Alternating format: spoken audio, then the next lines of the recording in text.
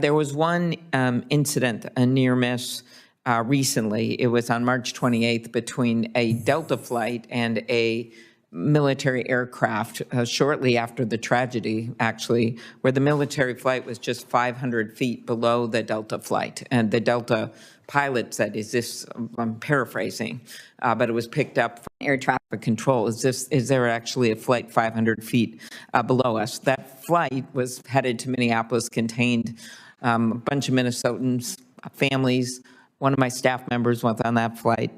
And I had asked and I appreciated that the DOT got back to me close after it, but I'm still waiting for a final answer about what happened. Do you know, could any of you give me a timeline on that? Yes, ma'am, I believe I can. So okay. What occurred was the military flight was doing a national flyover over Arlington, and it was opposite direction to departure traffic at DCA. Potomac TRACON, which is the radar approach control that feeds all the aircraft into DCA, was working the military flight. And there was a communication exchange between the supervisor at Potomac and the supervisor at DCA. And what I mean is the Potomac supervisor coordinated with DCA to stop departures at a certain time.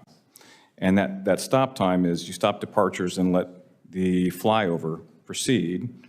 You sterilize the airspace essentially to keep traffic safe. The